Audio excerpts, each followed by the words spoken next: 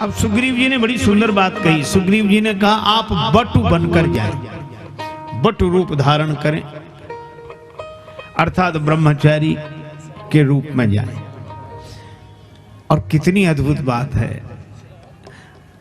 भगवान को देखने के लिए, ब्रह्म की अनुभूति के लिए ब्रह्मचर्य का आधार, ब्रह्म जैसी चर्या,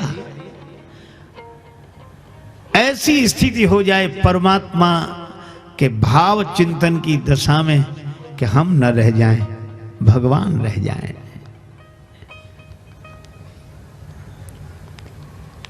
देखो हम लोग सवेरे सवेरे जागते हैं, आजकल कम हो गया है, आजकल लोग जागते नहीं, जगाए जाते हैं।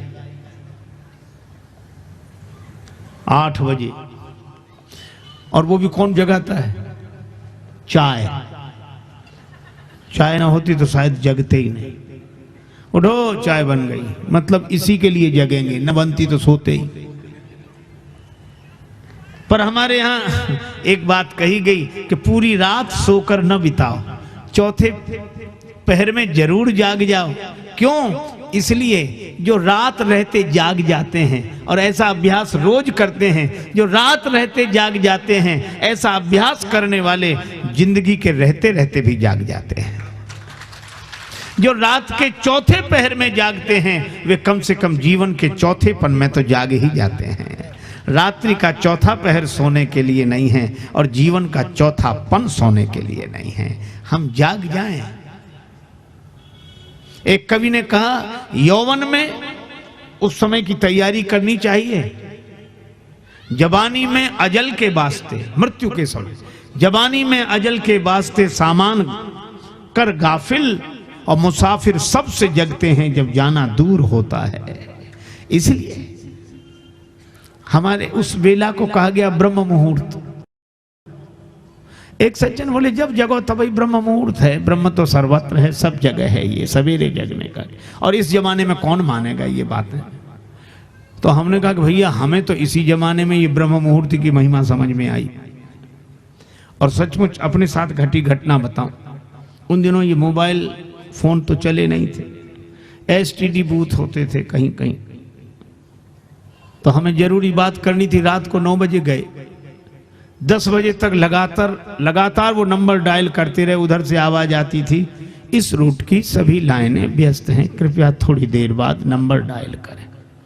अब थोड़ी देर बाद माने कितनी देर बाद? अंत में वो दुकानदार बोला, बोले महाराज लगेगा नहीं नंबर। हमने कहा सवेरे 7 बजे चला जाएगा आदमी, जरूरी बात करनी। वो बोला आप 5 बजे आ जाओ, 4 बजे आ जाओ, यही घर है हमारा, आपके लिए दरवाजा खुला। तो जरूरी बात करनी थी सवेरे सवेरे, हम 4:30 बजे ही पहुंच गए, वो तैयार था। और एक बार डायल किया नंबर, तुरंत लग गया, बात हो गई।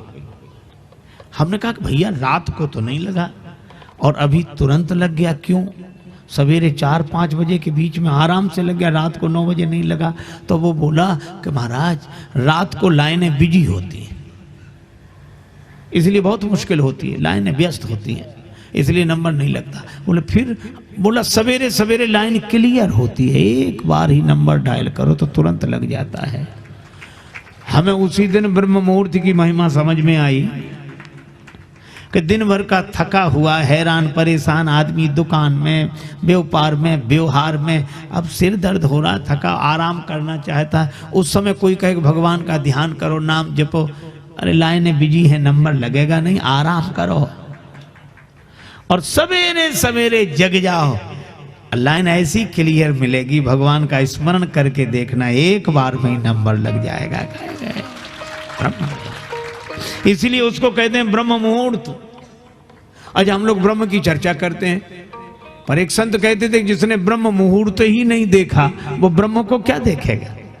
तो ब्रह्म मुहूर्त जिसने नहीं देखा वो ब्रह्म को नहीं देख सकता, और जिसने ब्रह्मचर्य का जीवन नहीं जिया वह क्या ब्रह्म को देखेगा, क्या ब्रह्म की अनुभूति होगी। इसलिए धरि बट रूप देखते जाई।